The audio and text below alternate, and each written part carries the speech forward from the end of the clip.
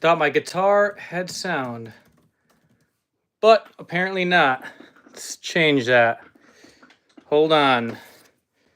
Hold on. There we go. Let's turn that up a bit. How's that?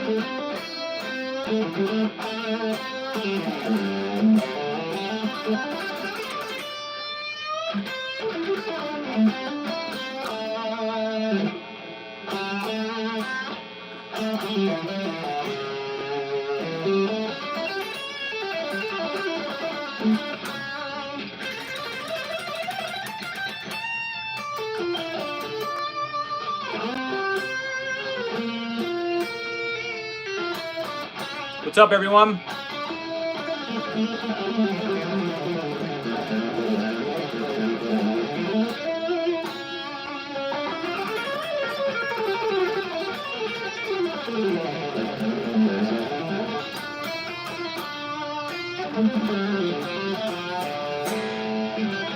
Just getting warmed up.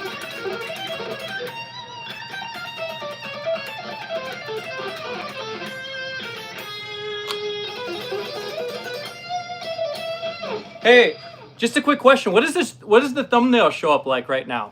Because it didn't ask me to do a thumbnail. It just went straight to live. So I'm used to doing a thumbnail. So I guess it doesn't ask you that anymore. What does the thumbnail look like? Does it look like my profile picture, or did it give you a thumbnail like? I guess I could hypothetically look. The thumbnail is your profile pic. Okay, thanks. So I don't gotta look them. Yeah, it didn't offer me an option to do a better thumbnail. So I sometimes just go with that thumbnail because I'm not always. I just want to get on the stream. I just did all the stuff. It didn't offer that feature, so whatever. As long as we're on live.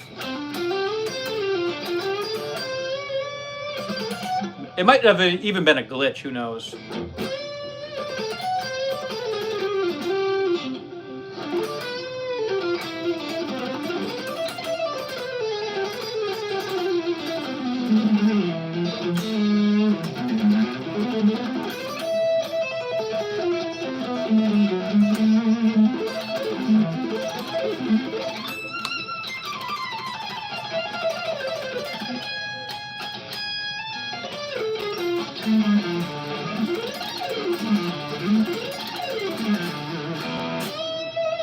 That's pretty cool, actually. I like that. You just do that in octaves.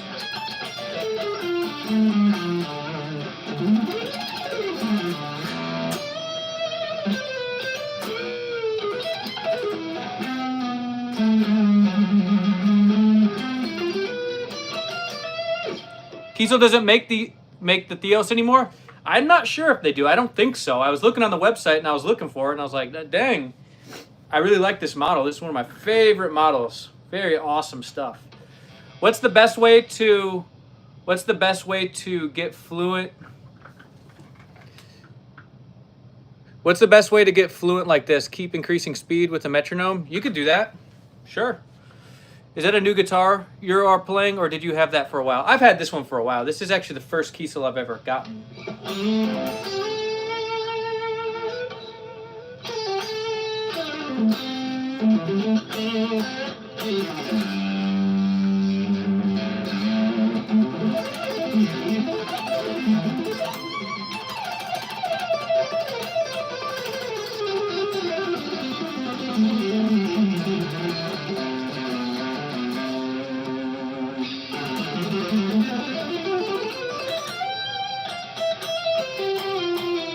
Still McRocklin Suite? Nah, I'm using Polychrome Nunchuck right now, which is a Polychrome plugin for McRocklin, but, well, it's his company and stuff, but I still use that. Yeah, it's great.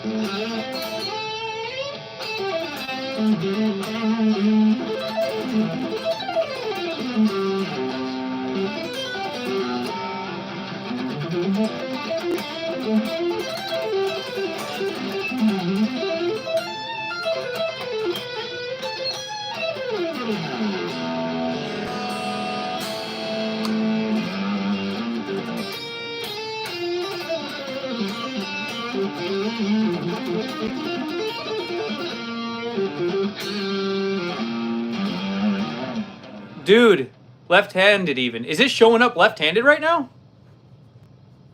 Dang, it's showing up left-handed?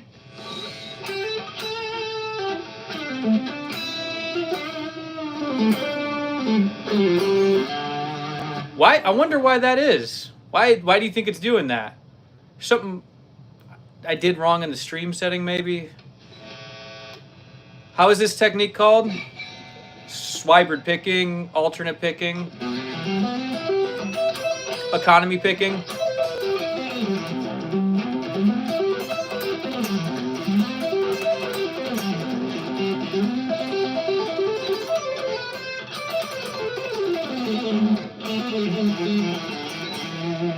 Tone, great sound on the plugin. Thanks, man. It's great sound, man. I love this plugin.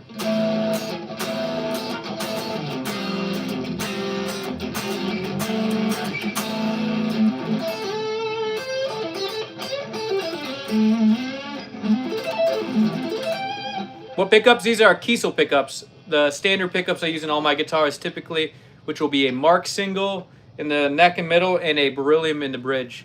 Are you thinking about theory or your fretboard knowledge while playing like that, or is it just muscle memory of stuff you've played before? I mean, it's both. I'm definitely thinking harmonically most importantly, but my fingers are very good at, you know, just remembering positions very well. But I am thinking about theory because I'm thinking about key centers mostly and the possibilities that you get from each sound. So if you know, have a chord progression like even just basic,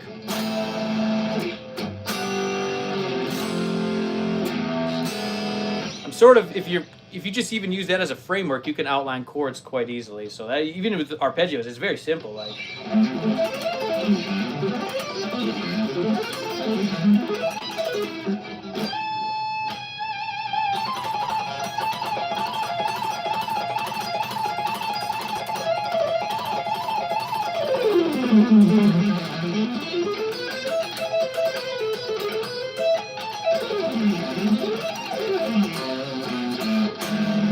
see, that's implying E major.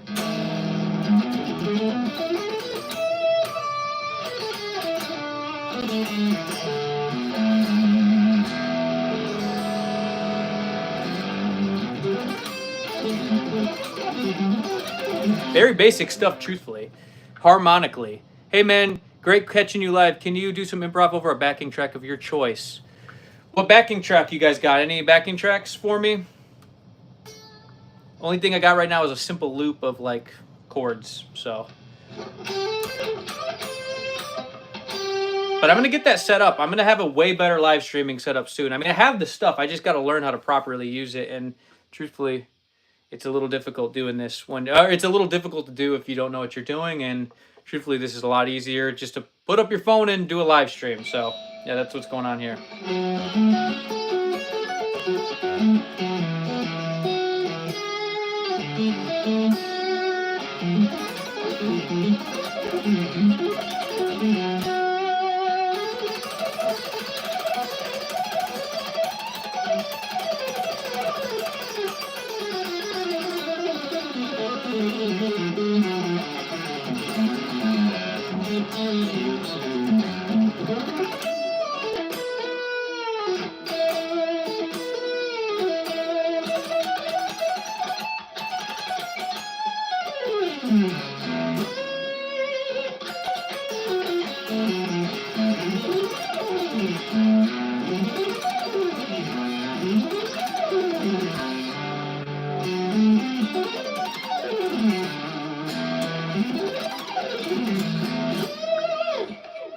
Can you do more Steve Vai licks? I really don't know any Steve Vai licks, truthfully. Doesn't he do like a lot of these kind of things?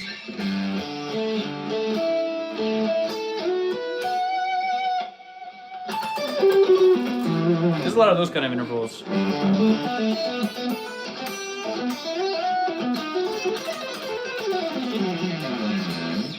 That plugin sounds sick.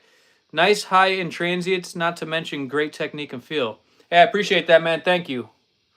This plugin's great, man. I'm using it all the time these days. It's just, you get a nice twang. They really sound like some really nice high-end Marshalls.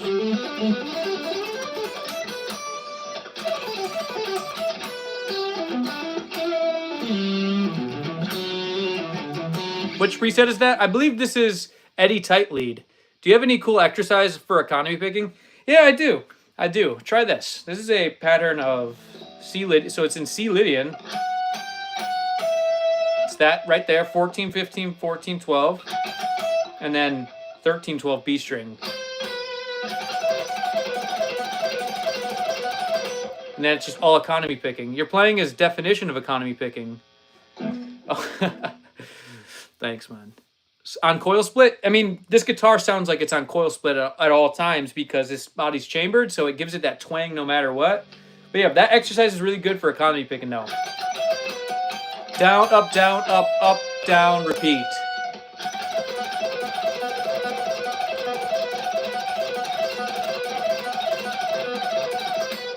Economy picking is the coolest thing, man. It's the best technique to use as far as picking technique goes with most things, of course. I think it's one of the best things just for scales. It's just so...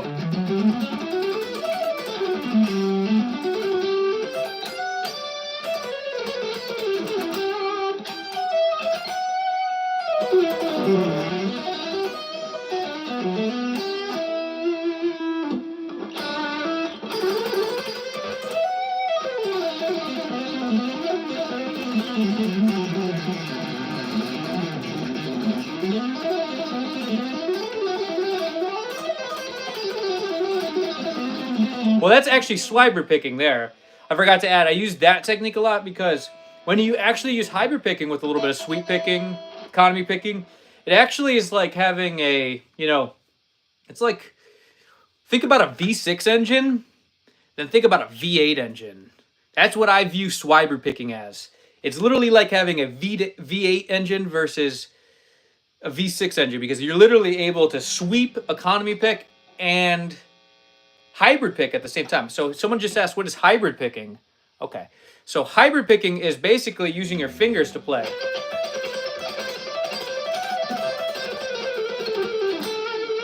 That kind of thing. So when I play pretty much everything, I'm using hybrid picking with it.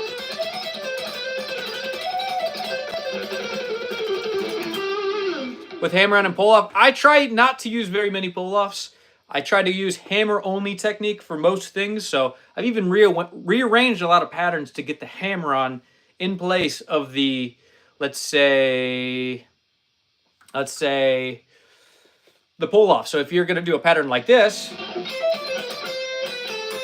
instead of doing that, you could actually go for a hammer right there. Because there, that would cause you to do a pull-off, but if you do this, it gives you this free-flowing hammer-on feel. So I do stuff like that to avoid pull-offs because I prefer the sound of hammer-ons. It's just, if you want that sort of smooth playing, you're gonna want to try this technique. So like even for like this sort of pattern that Shawn Lane used to use a lot, which was, if you use hybrid picking for just all hammer-on legato, this is a good way of starting with that. So it'd be a little bit faster maybe.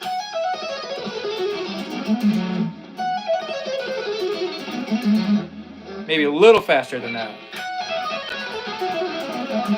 And then if you do that backwards, actually even descending, you could do Swiber picking too. It doesn't have to be legato. You could go.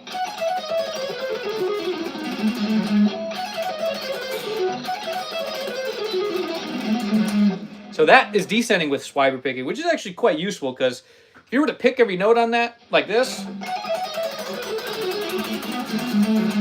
lots of extra energy you're exerting. But with that being said, oh, we got a super chat in the house. Smooth playing, bro. Let me see some sweep picking. Cool, cool, cool. You want to see some sweep picking? Hey, shout out to you, man. What's your name? Scott312. So Scott312. Thank you, man. Want to see some sweep picking? I got you, man. Let's do some circle of fifth sweeping. Everyone loves that. So let's try it in the key of E.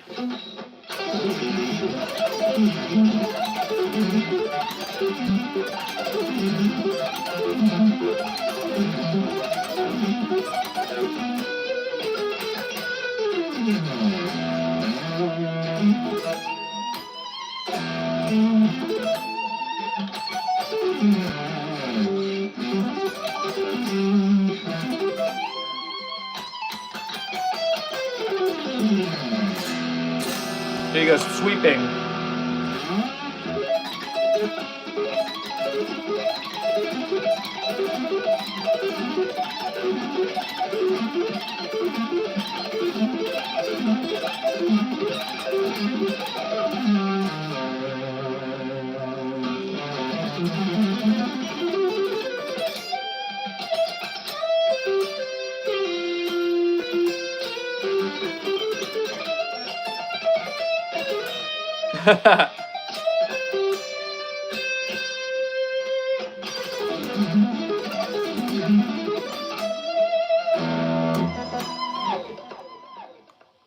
How do you do mute legato? It's hard. You just got to have the correct tone.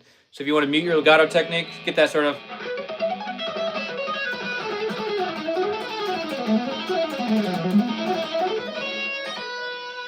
Just lightly mute it. Have the correct tone. I don't even know if I have the right tone for it, but...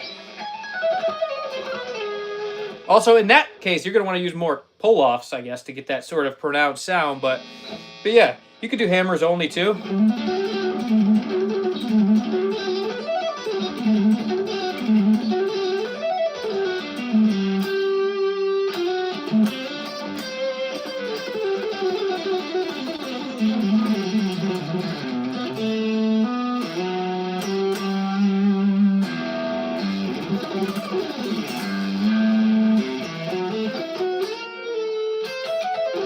Yeah, that shape's annoying right there.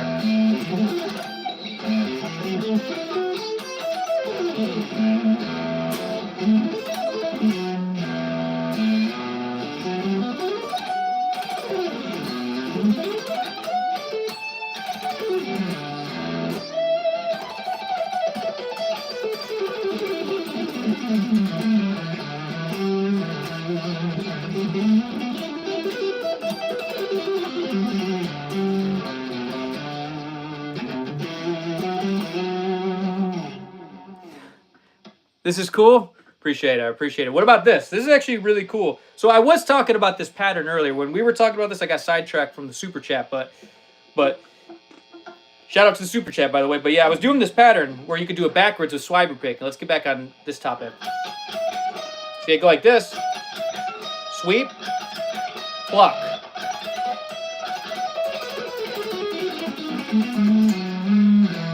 But the same thing applies ascending. But you're doing a sweep ascending as well. So you go.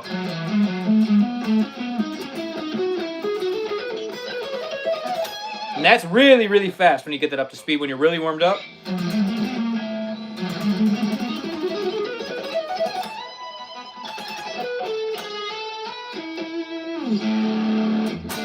I got to tune. Got to tune up. Got any questions in the meantime, just let me know.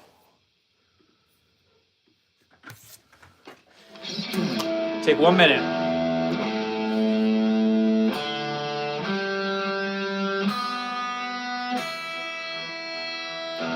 There we go.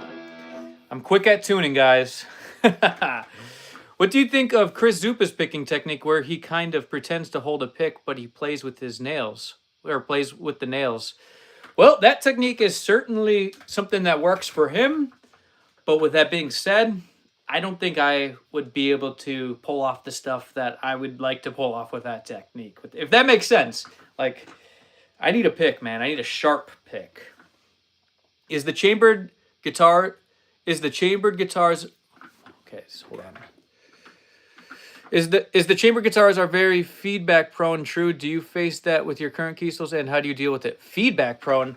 Well, pickups are going to be more of a thing where there's feedback prone. If you hear a little feedback, that's because I have my noise gate off, And I can even turn that on a little bit. I turn it on. I intermittently use a noise gate when I want to play. When you want to play with a little bit more feel and you want to have some more sustain, then of course you want to take off your noise gate because that is going to give you that hissy sound. So no, I don't notice extra feedback with a guitar being chamber. That never even occurred to me, truthfully, that thought. See, now you don't hear that hiss, if that's what you were referring to.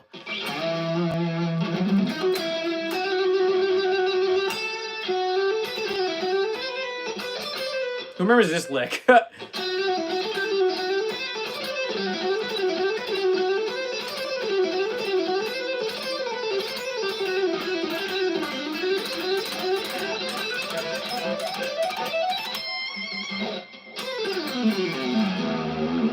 Sometimes I forget this guitar has a trem. This actually has a Kiesel trem on it, by the way, so you can do, ideally, anything you want. And it acts like a Floyd Rose. It stays in tune just as well, in my opinion.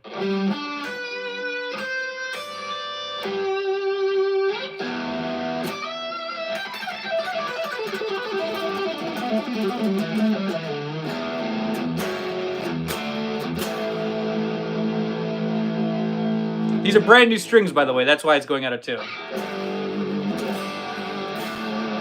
When this thing is dialed, you get that.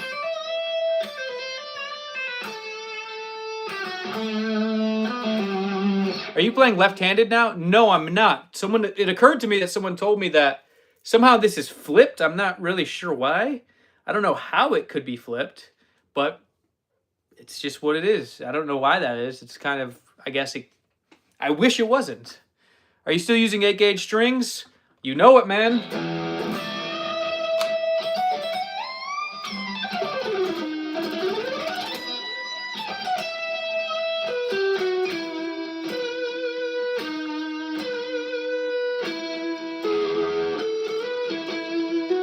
Did you ever attend college? No, I have not.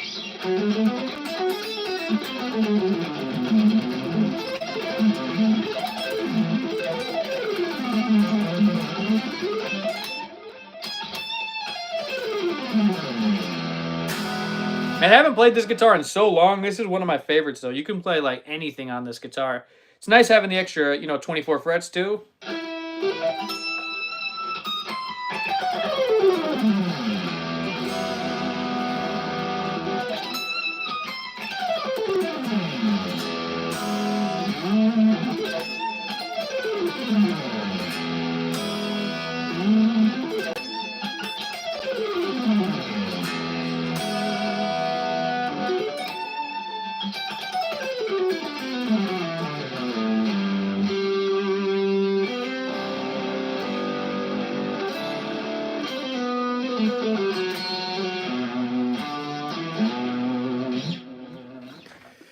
Okay, we got some more questions. What's your opinion about music theory? How often do you actively employ it while writing music? Every time I pick up a guitar, I'm using music theory. Can you explain the difference between words mitigate and alleviate? Well, mitigate is something that is a word you would use to describe to reduce, and alleviate would be something more relieving, I guess. So in a way, I guess the words have very similar meanings, but not entirely. It's a bit of a nuanced question, I suppose. Do you play with medium-high action like Bedio? I play with very low action, actually. Because for very low action, you can play very good stuff. Well, at least for me, I like to...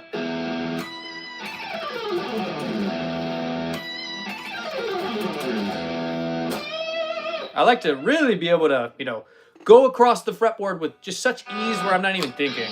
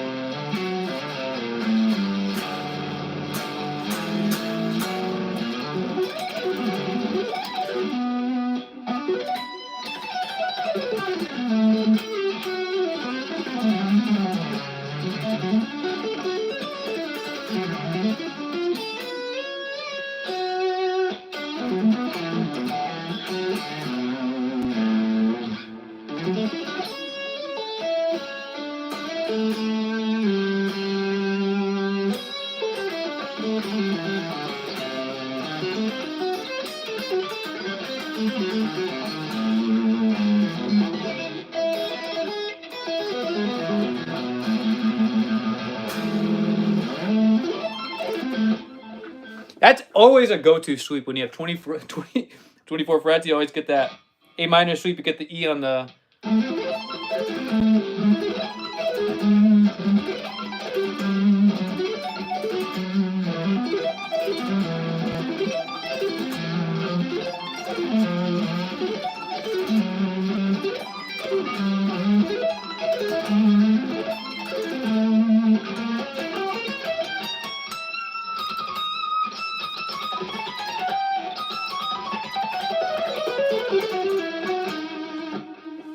Well, your tone is great. Try, man. Using 8-gauge strings, do you feel that they are less gainy than 9s? Not really. You are definitely extremely good. Motivation for us. Thank you, man. Do you think it's necessary for someone to go to school, or can anyone achieve their goals without? I believe anyone can achieve their goals without if they have, proper discipline. If you're like trying to use an excuse not to go to school and then you want to be lazy, then yeah, it's probably not a good idea. But if you're someone who has proper discipline and you know yourself, you're gonna do it regardless of school or not, then it's kind of up to you. But I never took the path to school. Truthfully, I was just perfecting my craft. Truthfully, how much delay are you using? Because the amount is perfect. It actually comes exactly like this on the presets of McRocklin. So I just use, well, not McRocklin, but the Nunchuck plugin. I just use that. It is the perfect. I agree with you as well, but I don't know how to dial it that well as quick as he does. So I just use the preset and it makes my job much easier. I just want to play music, and when you have a plugin like this, you don't really have to do much dialing. It's pretty much good to go. Obviously, with the right guitar and stuff, you have the right pickups, and you should be good to go.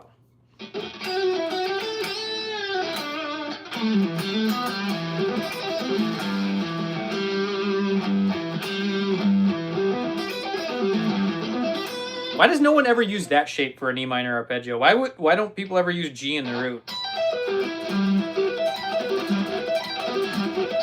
For some reason, it just doesn't sound the same without adding that B right there.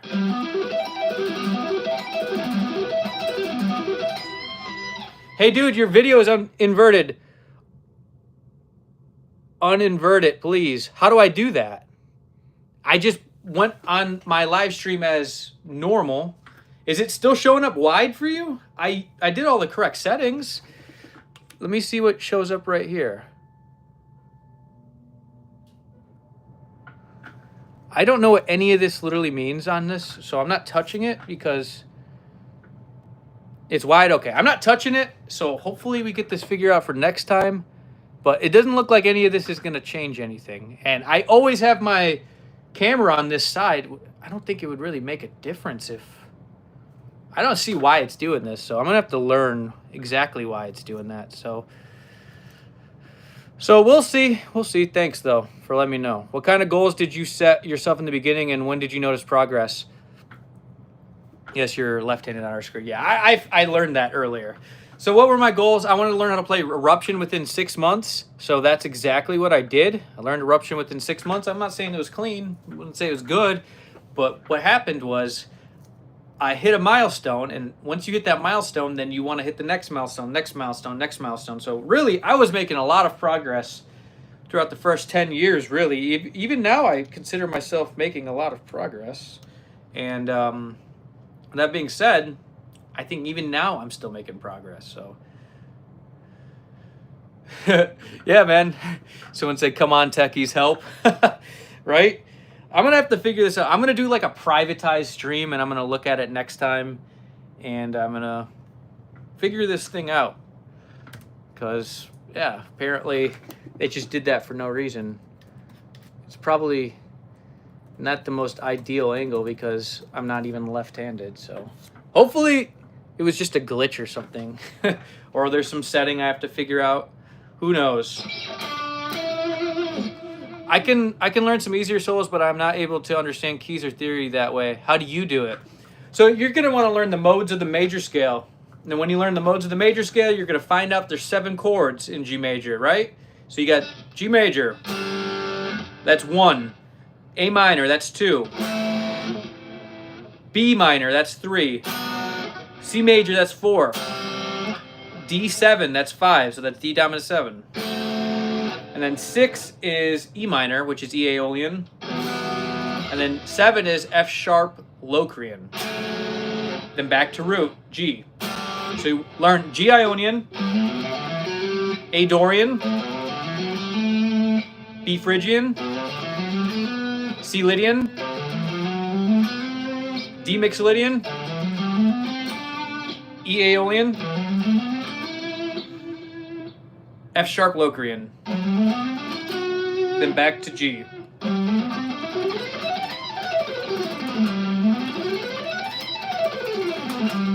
So learn all those modes, and then get back to me once you've learned all those, because there's a lot of information to have been learned just in those things right there. If you're not aware of this, you've got to learn it, because if you don't, you're going to find yourself even more lost learning solo. I shouldn't say more lost, but truthfully, having a little bit of theory knowledge is never going to hurt, in my opinion. In my opinion. I know some people disagree with it, but to me, that's the truth. So learn some theory, learn those scales.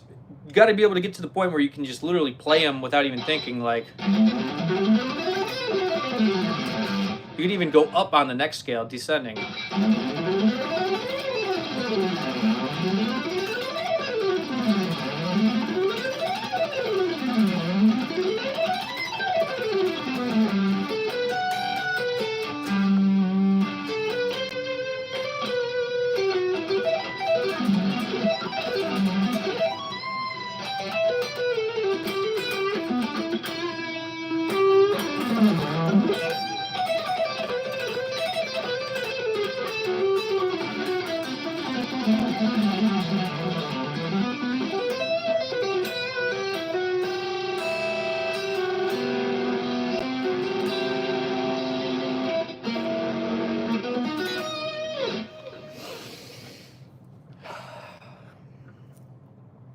Like, I played classical for 8 years, no idea about that.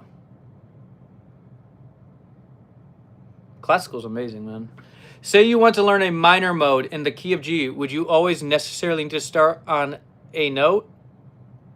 On an A note? You mean G note? No, you don't need to start on any note. What you need to do is figure out the target notes, because this is what is actually the key to sounding like anything. You could go, I could play something that sounds Lydian, but I'm using only chromatic notes. And the reason why it sounds Lydian is because it's all about the target notes before, after, and ending. So watch this.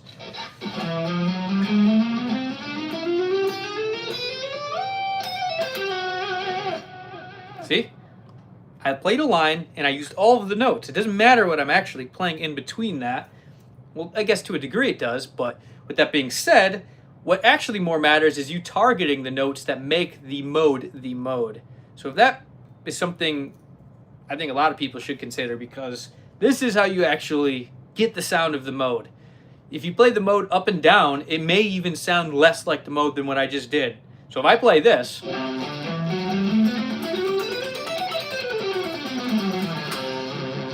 it sounds like Lydian, I guess, but there's better ways to target Lydian by finding the notes that suit Lydian the best. So let's take an arpeggio, for example. Maybe let's take C major 7. You could really get Lydian sounds quite easily with this. So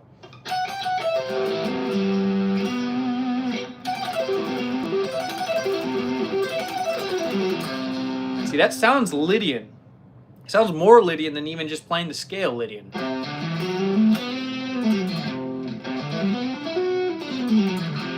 So if you just figure out the target notes, that will be more beneficial than anything. Not saying this chat is doing this, but it seems like people want the shortcut. Well, a lot of people want shortcuts, truthfully, and that's not the right approach. If you want to know the truth, it's literally hard work, determination, and consistency. If you want to get good, there's some things that you're going to have to do to improve. Because sitting there just like, doing the same old things and expecting improvement, it doesn't typically work that way. There has to be a bit of effort and intentional practice. If you want to even come anywhere near close to mastering economy picking, sweep picking, alternate picking, whatever, this stuff literally requires time. It doesn't happen overnight. I've been playing guitar nearly 17 years, and I still work on this stuff every day as if I, never practice. I shouldn't say that like that, but I do use this stuff, and if I notice issues, there are corrections that are made almost instantly because I can tell when something's off.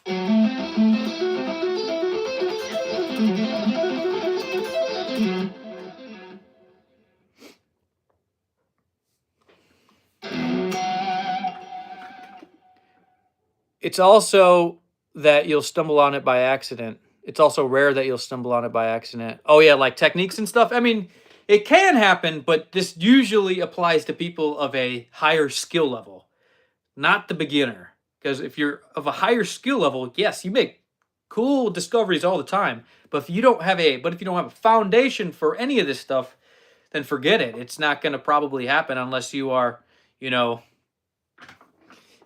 a little bit more aware of the guitar. You know what I mean? Or just music in general.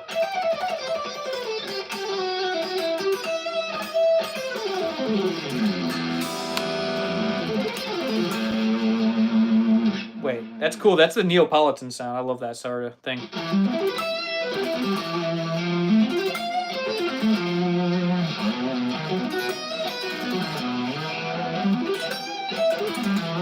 I love that.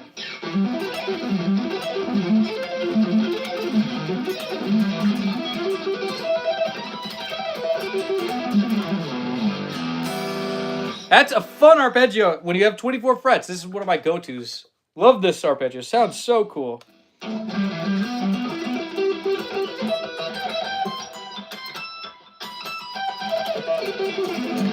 I could really rip through that if I wanted to.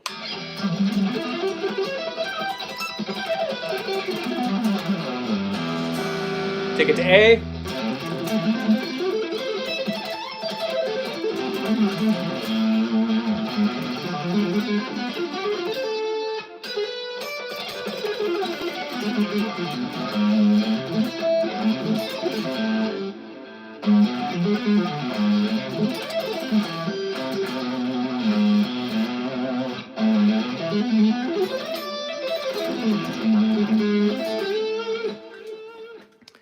Gonna answer some more questions.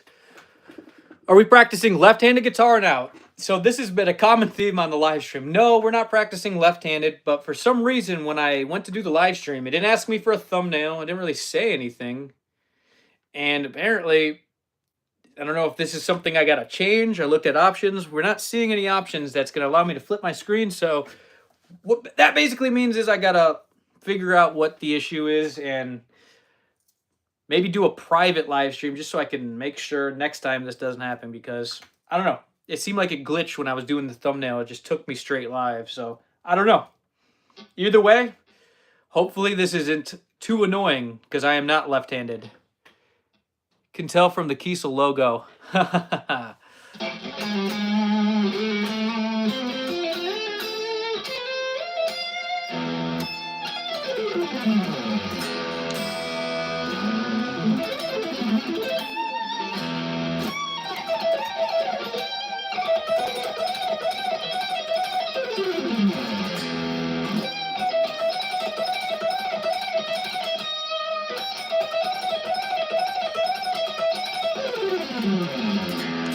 That's super fun to play, man. That is so cool.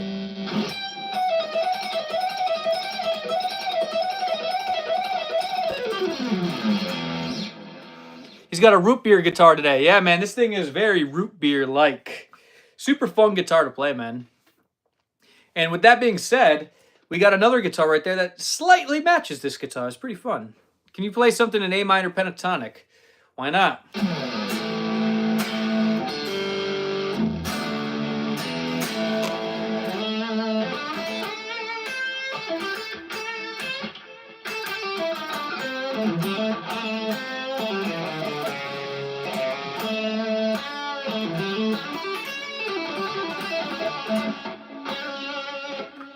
What is your compression set at? I have no idea. I'm going to tune this guitar again. They're brand new strings. No clue.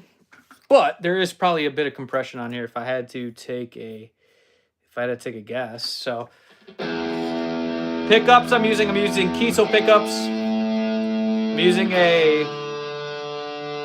I'm using Mark singles in the middle and neck, and I'm using Kiesel Beryllium in the bridge.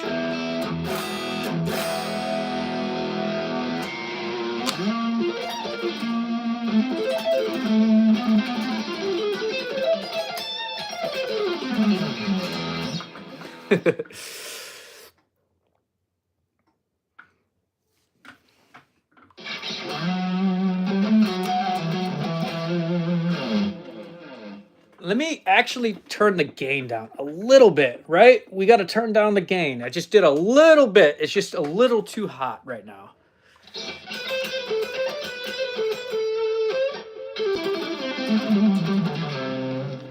Oh, let me see what he just said right there.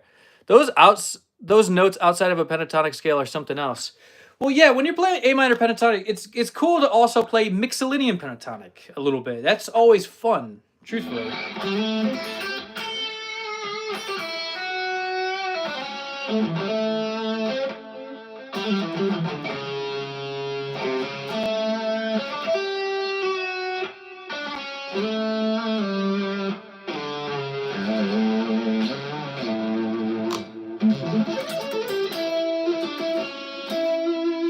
So yeah, you can use mixolydian easily.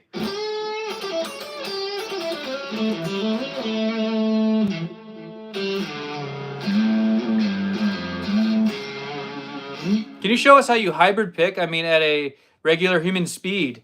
Yeah, so if you want to do hybrid picking, a really good way of hybrid picking is, let's take a diminished arpeggio, okay? Is that easy enough? Diminished 7 arpeggio?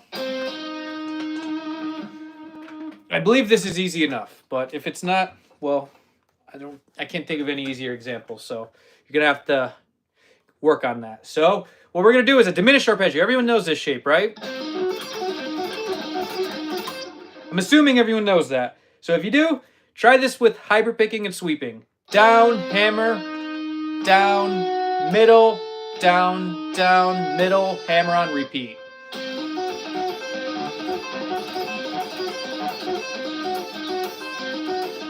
Very slow.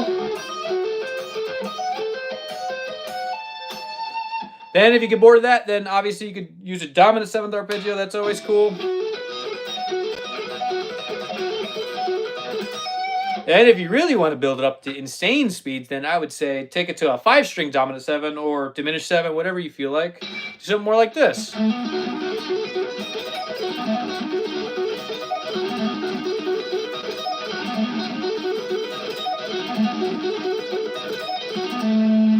you want to do a little bit more G major, then maybe try G major 7.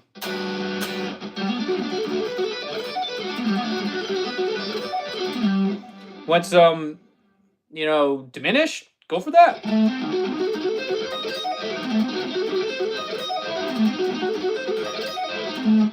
You want to go for minor sounding shapes and go for same thing.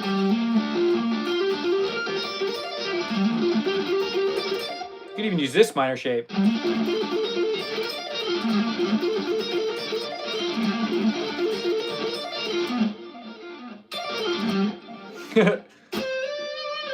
So that should give you something to work on. Hopefully. Do you understand? Because I'm trying to teach this as best as I can. That is not regular human speed. Come on, that's not that fast. Come on. It's not that bad.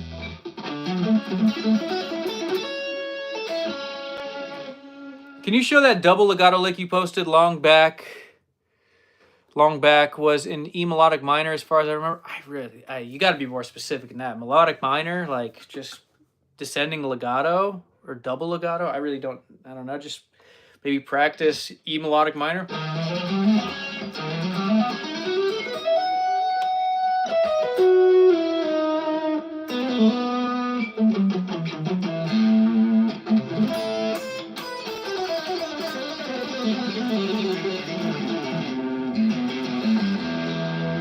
Oh, wait, what was that question again? Oh, that legato. So maybe something like this, right? Like, I don't know.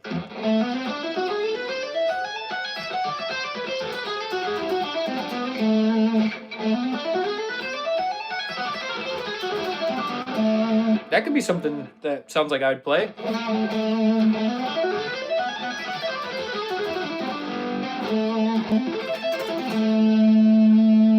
Can you show that thing again? I just got here, the last thing. Okay.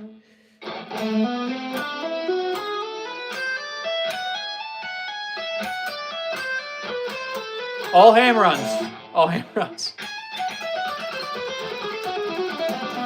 Or swiper picking.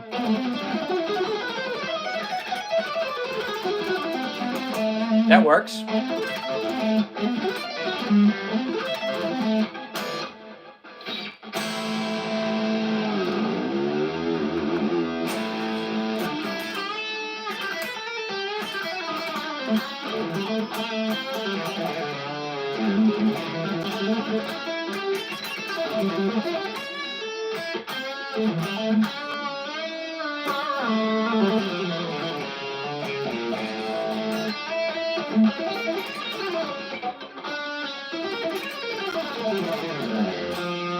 And I'm actually not used to playing this guitar anymore. I haven't played this one in a while, but I love it so much. Not used to where the pickups are. They feel a little bit slightly different, but man, this thing is so easy to play. It's fun. Is your name actually Stratton or is it a wordplay? My name is actually Stratton. Nothing a part of this name is not my name. Stratton Marshall Marshall's my middle name, but I like the way that sounds. So I guess there's a little bit of wordplay, but it's still my name. Quite cool, I think.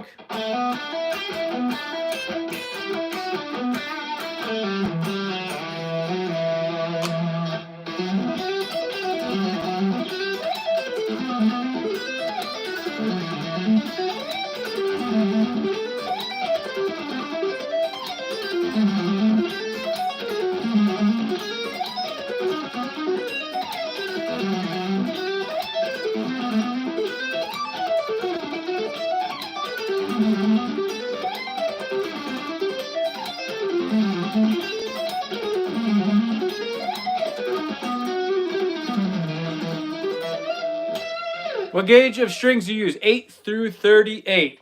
Very light strings.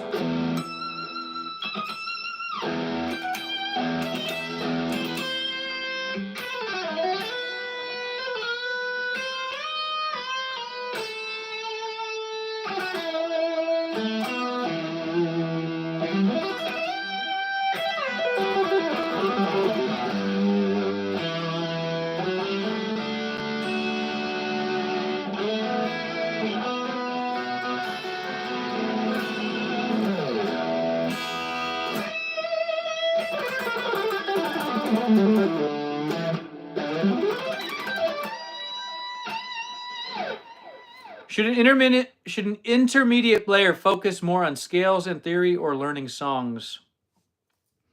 Well, why not both? You should focus on probably both, because if you don't have context to your music theory, it's actually quite tough to sort of identify what key centers you are in, so to speak.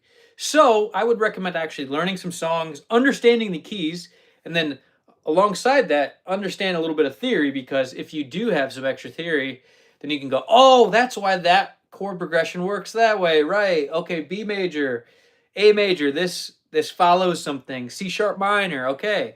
This all starts to make sense once you can apply it to a specific song, so to speak. I have that video saved on my Instagram, but it's difficult to explain the lick in the comments section. But I remember it starting on the B string and then going to high E and then back and forth. Yeah, I don't know. I have no idea. Wish I could help assist you in that, but unfortunately I cannot.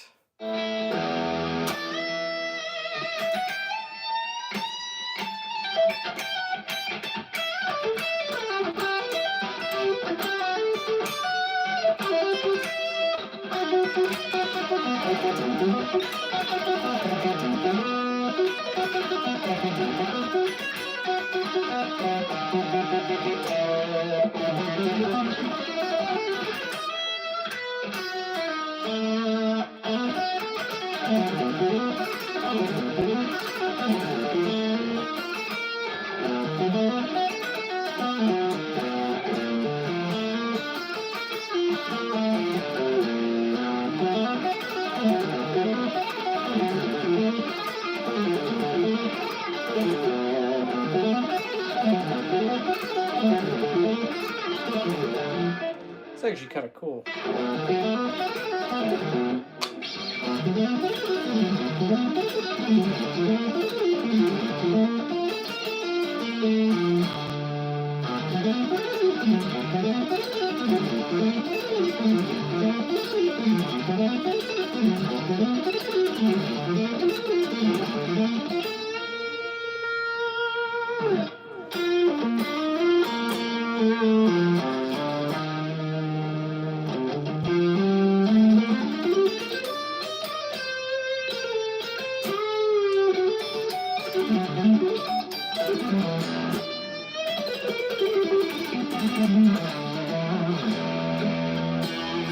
If anyone is interested in one-on-one lessons with me, all you got to do is check out the link in the description. Actually, there's an email in the description that you can contact if you're interested in one-on-one lessons with me.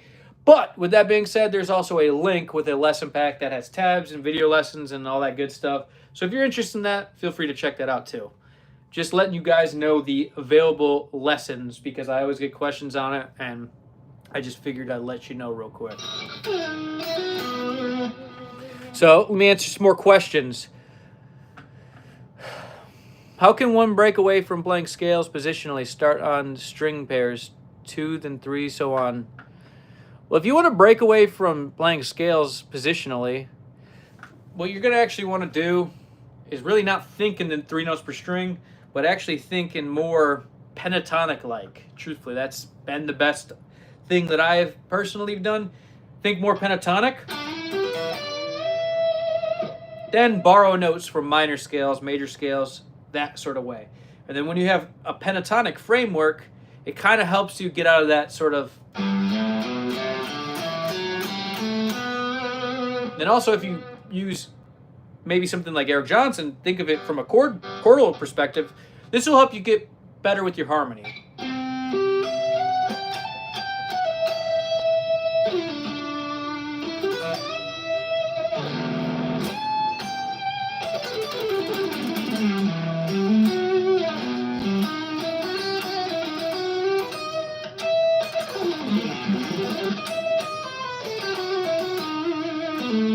See what I mean?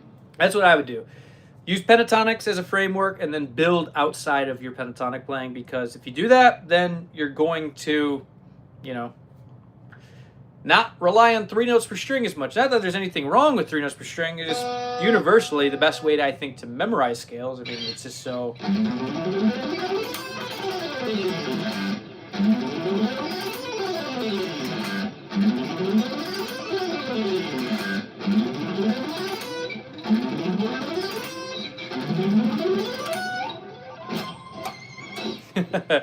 So yeah, don't give up on 3 notes per string, but you know, use them correctly. Not that there is a right and wrong way to use it, but just make it sound as musical as possible. Use your ears, let them guide you. Use the theory, let that guide you as well. Use a combination of both of those things, and then you're eventually gonna, I think, sound a little better. That's just my opinion. That's my experience with every student that I have taught theory to. They always go, thank you. This makes so much more sense knowing it this way, because if I hadn't learned it this way, then it wouldn't really make all that much sense. So, yeah. Do you know any songs by intervals? How to play them or listening? Because with that being said, I've never learned an interval song, but I have listened to some of their music, and I like some of their music. I think it's very good.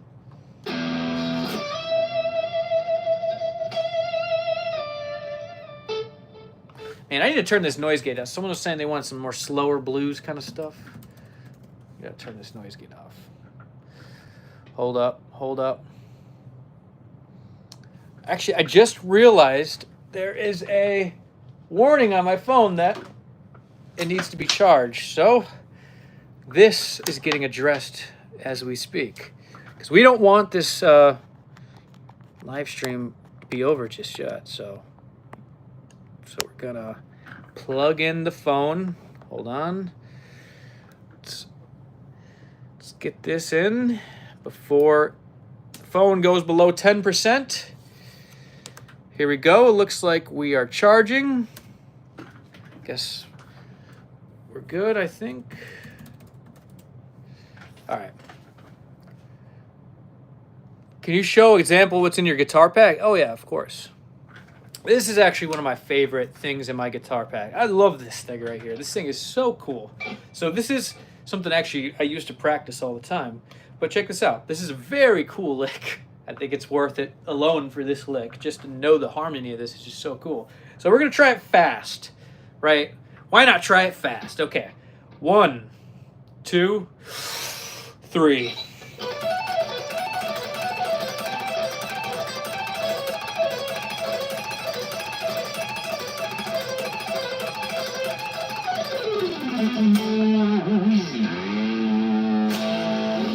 I'm gonna assume that was pretty clean, but yeah, that's a sample of that. And actually, nowadays I'm actually working on that same lick, but with a little bit more swiber picking, because if you use that lick with alternate picking, you get that, which I love the tone of that.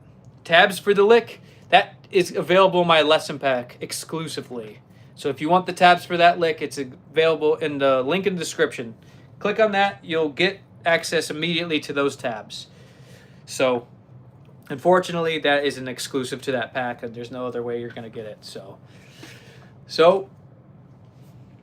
check that out if you want. So yeah, with swiber picking, this is something I was doing.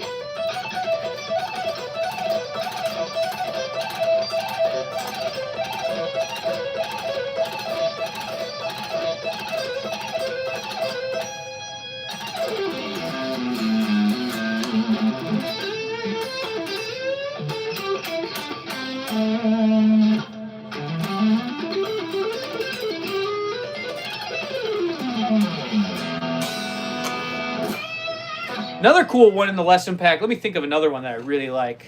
Actually, it's this one. It's actually a very basic sweeping, but it's very cool. So it goes something along the lines of this.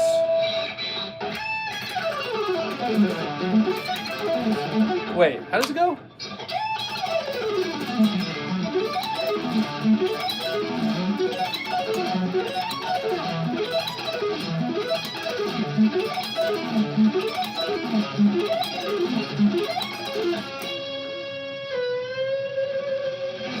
Actually, I think I do more like... Wait. I don't actually remember what I do at the ending, but it's a cool sweeping pattern to practice for sure. Your right hand is so smooth, man. Appreciate it, dude. Yeah, well, a lot of that has to do with techniques I use. Specifically, swiber picking.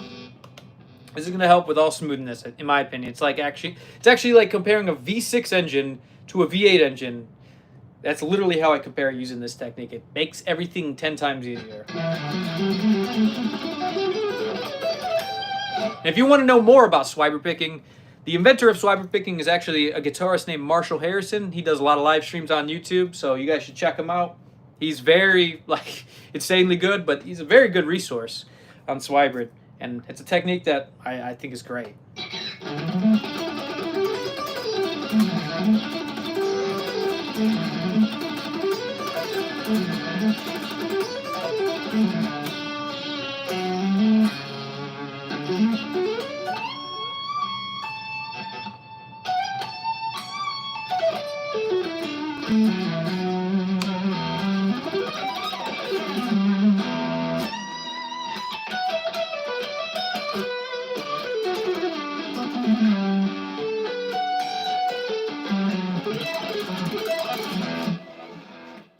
Yeah, these are cool sweeps too. Check these out.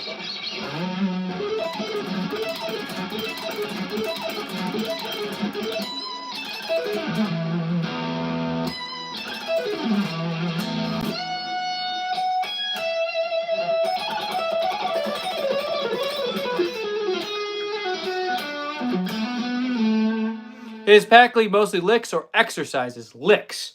They are more like arpeggio sequences specifically. They're not just like patterns like this. No, they're very much so well-crafted licks that fit into a nice sequence, typically. Hi, Stratton, new here. I've noticed you use different picking methods when alternate picking, sometimes a kind of Gilbert way, sometimes more of a Takayoshi way. Should one focus on one way or several? I mean, when I first started playing the electric guitar, oh, well, that's what I started on, was electric guitar. I actually was naturally an economy picker. So this is what I use to this day, is actually mostly economy picking. But with that being said, I watched a Paul Gilbert instructional video.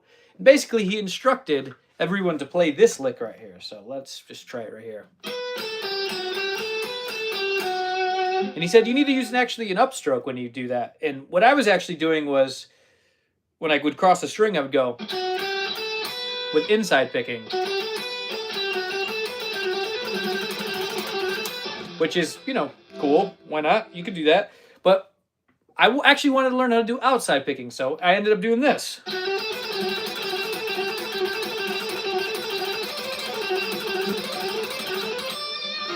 That kind of thing, right? So that's all good and great. That sounds awesome.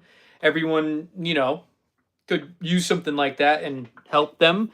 But with that being said, I went to where my essentially genetics naturally wanted me to go to, essentially several years later, because my genetics wanted me to economy pick, essentially, because that's what I naturally knew. But I actually had to go outside of what I was used to do that, you know, economy or alternate picking.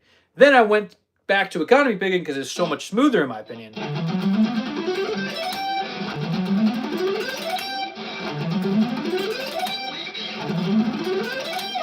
So what I recommend actually is building a foundation with, I guess, alternate picking if you want, but you could just go straight to economy if you also want. It really doesn't matter.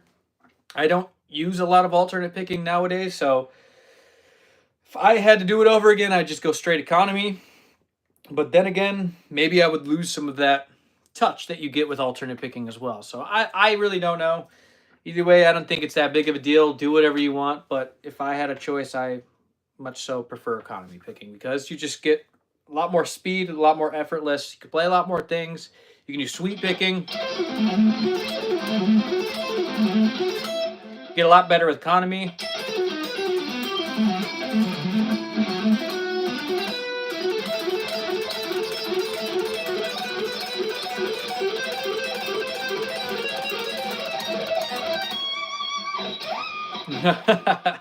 Yeah, you get the idea. So just use sweeping and economy picking and then eventually get into hybrid picking. This is going to be, in my opinion, where it's at when you want to develop your technique in a certain way. If that makes sense.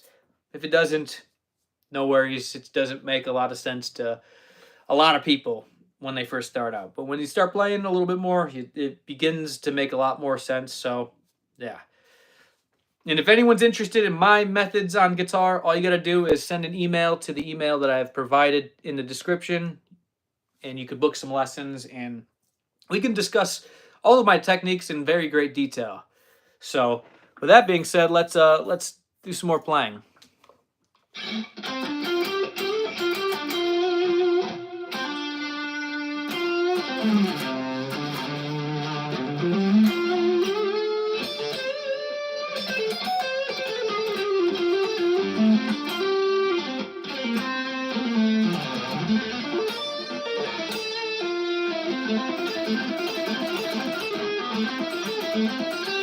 That's annoying. That shape is very difficult.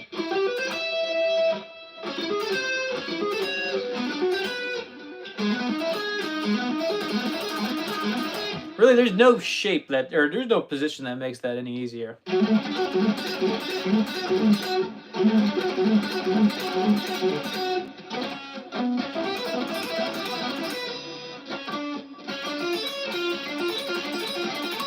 Ah, that's cool.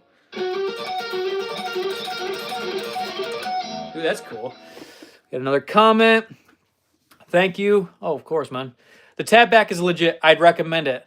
Oh, shout out to you, Phil. Yeah, Phil likes the lesson pack. I'm working on some more stuff, Phil. Don't worry. There'll be more coming.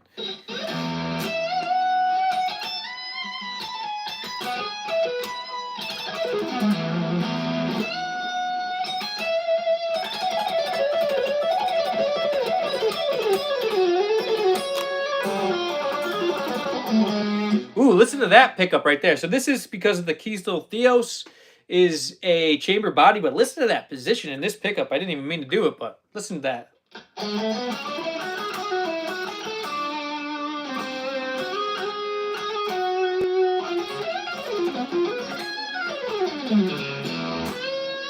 Like you can play straight up blues with that.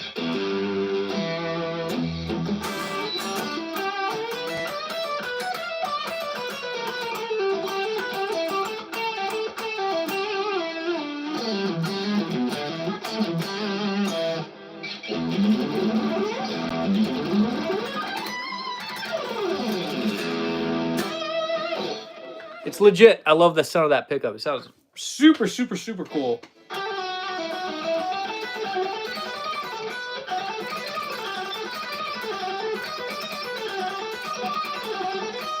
This is actually a cool observation. Check this out. So, who knows these kind of patterns? Everyone's played this before, right?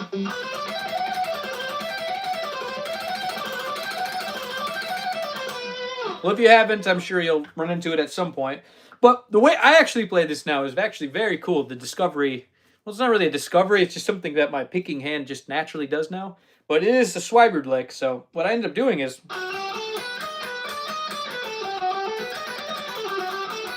and it makes sense. It follows the rule of hybrid after upstrokes. That tends to be a very good method. Hybrid after upstrokes, and then it follows with more upstrokes. Right there.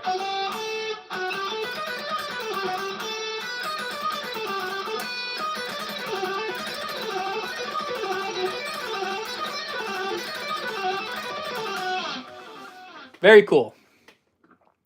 Which picks do you use? I mean, millimeter. It's not only the important part, it's actually the millimeter, but although it is quite important. Right now I'm using a Dunlop 1.0 All-Tex, very great pick, probably the best picks I've ever used. Been using them for about 10 years, maybe even longer.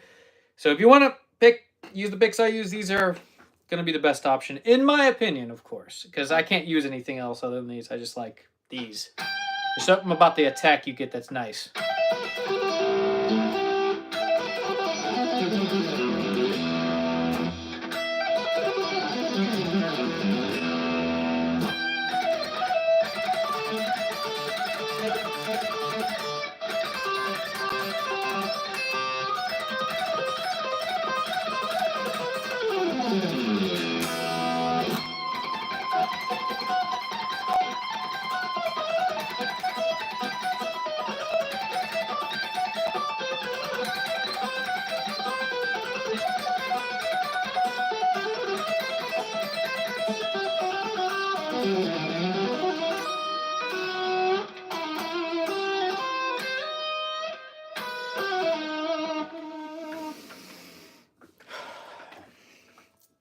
Also, you got any tips for people with smaller hands?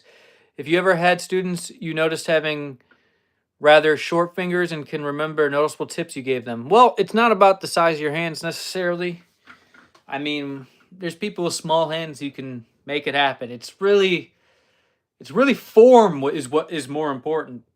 I guess I don't really see how long fingers really make that big of a difference. When I think of guitar players, I don't really see like, oh wow, that guy's got some big fingers. He must be able to play good. That is not my thought process literally at all. It's just more about form. Maybe if you got small hands, I don't know, maybe it makes certain things harder. Just work around that. There's position shifting techniques that I use. Like, so if you have a big old stretch like this, maybe do something like this. Slide into the nose. You don't need to, do all the crazy stretch. That's not even that bad of a stretch. It's really only applicable when you're doing like diminished arpeggios and stuff like this. Maybe augmented arpeggios are pretty stretchy.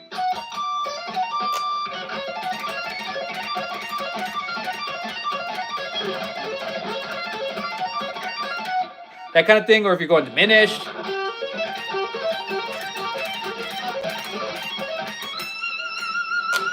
that kind of thing. But overall, the guitar for small fingers, like if you're just playing pentatonics, 3 notes per string, you're not gonna have too much of an issue. Truthfully, it's not that big of a deal. But if you do have really small hands, you might want to get a guitar with a 20-inch fretboard radius. That will make everything a lot easier for stretches. It even makes it a little bit easier for someone like me, someone who's been playing this kind of stuff for close to 17 years. So if it helps me, I'm certain that it'll be beneficial to you. But that also involves you finding a guitar with a 20-inch radius. Kiesel offers it, but I don't know of any other companies who do. But that being said, that is something that could help, a spec.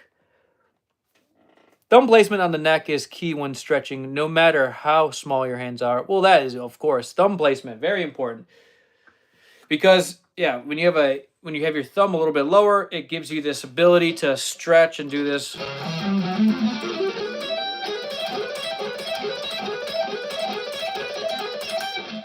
Have you been to NAMM? Would you recommend it? Yeah, I went to NAMM back in 2020. And, yeah, it's fun. It's fun. It was a while ago. I haven't been. I guess it's been 5 years now. Oh wow! But yeah, I've been. It's cool. I'll probably go again next year.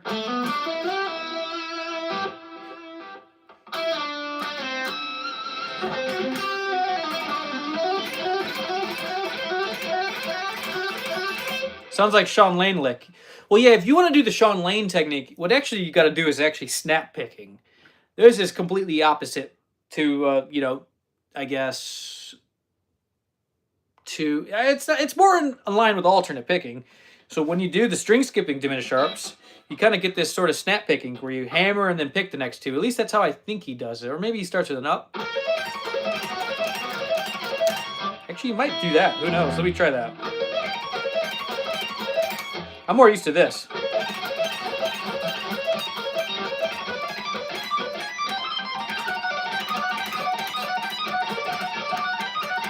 That kind of thing. So yeah, that is all about thumb placement. So yeah, but that at the end of the day is snap picking. You don't need to actually do the stretches to achieve that sound. You actually just go 3 notes per string in any scale that you so desire. So if you want to do an E major, you could just do the same thing. Down, hammer on, up, down, up.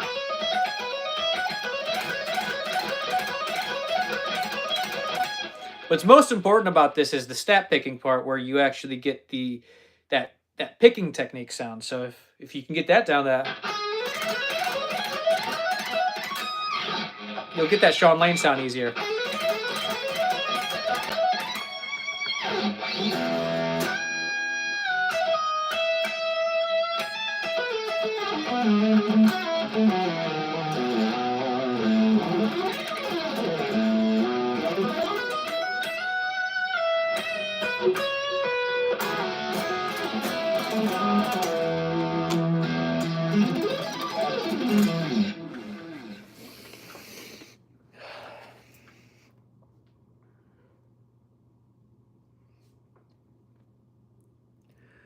Do you enjoy Nick Johnston or borrow specific elements from his playing, by the way? I think Nick Johnston is great, man. I was actually, he messaged me on Instagram, like, I think sometime last year. He said he was a fan of my work. So I just thought that was pretty cool because I listened to that album, his first album, which was, I can't actually remember it, but the second one is called Remarkably Human. I like that one, and I like the first one, Atomic Mind. That one. I think that's a really cool album. And Remarkably Human's very good too. And his work's awesome. Like that, I'm just letting you know when I first discovered him, he's good. He's very good. He's got a cool style. He's a very good composer actually too. A lot of the harmonic stuff he does is very interesting. And yeah, he's a great player. Yeah, I enjoy both as well. Cool. Okay. Yeah, Nick's great. Atomic Mind was actually his second album? Oh, okay. How much time do you set aside to practice? I just pick up the guitar and refine always, but mostly what I'm focused on is my original music. That's kind of what I do. So if you consider that practice, that's cool. But at the end of the day, I think that it's important to practice, but until a certain point, you gotta, you gotta go outside of practice sometimes. And you can practice improvising, for example, but if you're only going within the ideas you've already tried, then you're not really, you're practicing, but you're also not exploring enough. So there's a certain part of exploring you need to do when practicing, I guess is what I'm trying to say. But hopefully that answers your question. I just practice a lot, bro. That's the answer. What's going on here? Gotta get my amp back on. I don't know what's going on. Probably one button I need to click for this to turn back on. There we go. All right. We're back.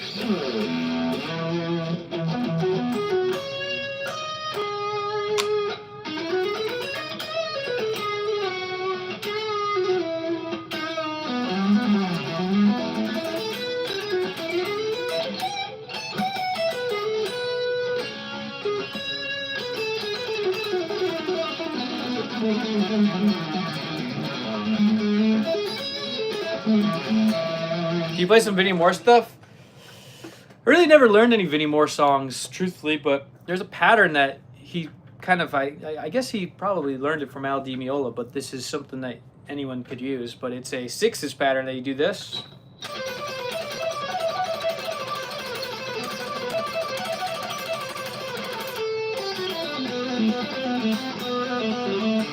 And he does a lot of, the pedal point stuff.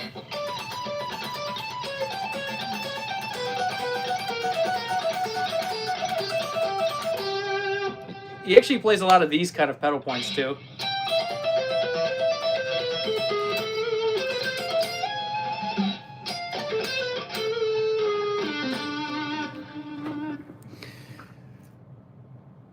What's your recording setup now? Your tone is awesome. So I'm using, for tone wise, I'm just mainly using nunchuck these days, dude. That's what I like. And if you need any more gear, just let me know. But just run it through your computer, have a decent audio interface, and that's pretty much sufficient, really.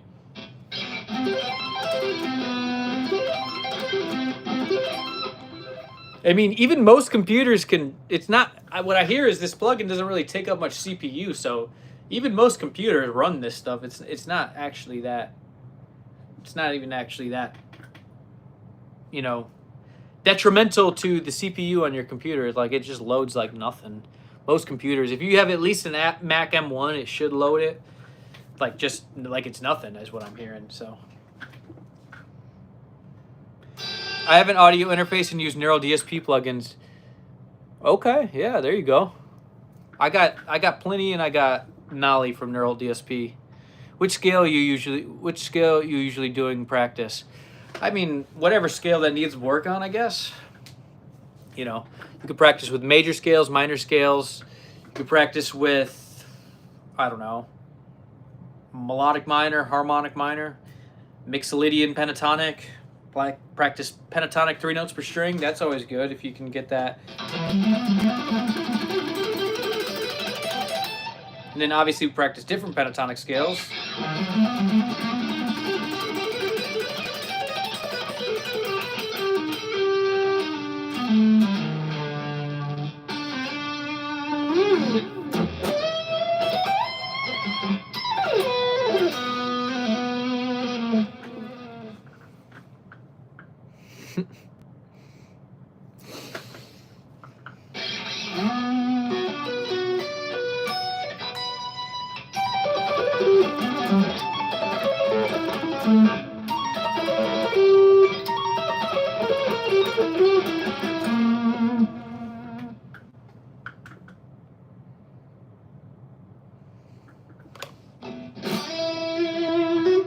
So are you following someone's practice, or are you making your own practice? Well, I'm just practicing whatever I feel like practicing right now, just whatever comes to my mind. I'm using a lot of different techniques. I don't have what people I think need to understand, I don't actually have a regimented practice routine. What I do is I pick up a guitar. If I see an issue, then it gets corrected. That's how my practice more aligns with. If I'm playing something that doesn't sound clean, I'm like, Guess that needs to be refined a little bit. But back even when I was practicing like super specifically, I mean, which I do now, I still practice very specifically, but just on different techniques. Like swiberd picking is what I would mostly be practicing, and obviously new economy picking stuff as far as scales and exercises go. But I'm not like someone who just says 15 minutes for this technique, 15 minutes. I just play. That's what I do. But a long time ago, I used to, have a little bit more focus on certain things because I was a lot worse at those techniques. But once you get a lot better, there's no point in practicing something that you've got down quite well. And then unless there needs to be something that is needing a improvement, then there's really no reason to practice it. You'd be better off focusing on cool things like creativity or learning something new. And yeah. And one thing you'll find is once you actually do develop really good technique, a lot of this stuff, like you just pick up on things really quickly. What's your favorite instrumental album? I have a lot of them. I couldn't just name you one. I have a lot. There's a lot of artists who have great instrumental albums. But as far as exclusively instrumental, the first one that really comes to mind would be Paul Gilbert, Fuzz Universe. Wait, no. Nah. Well, yeah, you can't really go wrong with that one, or Get Out of My Yard. As far as like guitar shred instrumental, Vinnie Moore, Time Odyssey, that's classic.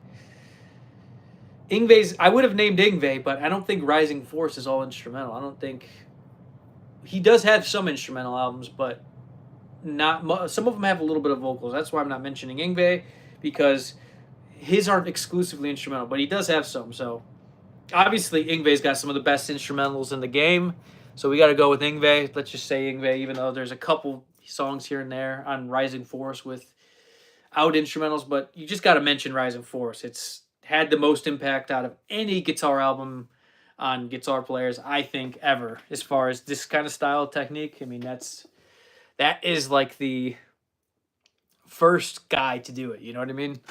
So we got to give Yngwie his flowers for, Rising Force. That is an amazing, amazing, amazing album. So yeah, those are a few. Do you like Buckethead's Electric Tears record? Yeah, that's pretty cool, man. It's very slow, but it's cool. Yeah. I used to listen to it a long time ago. Some good songs on there for sure.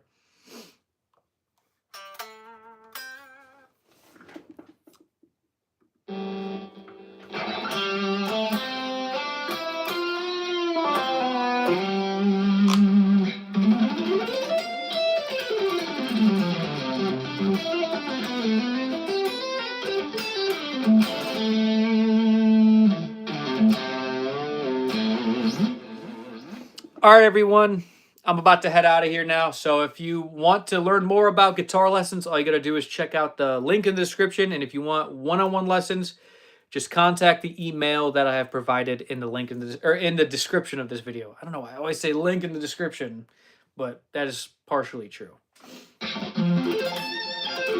So all info is in the description. So we'll do one more lick and then I'm heading out.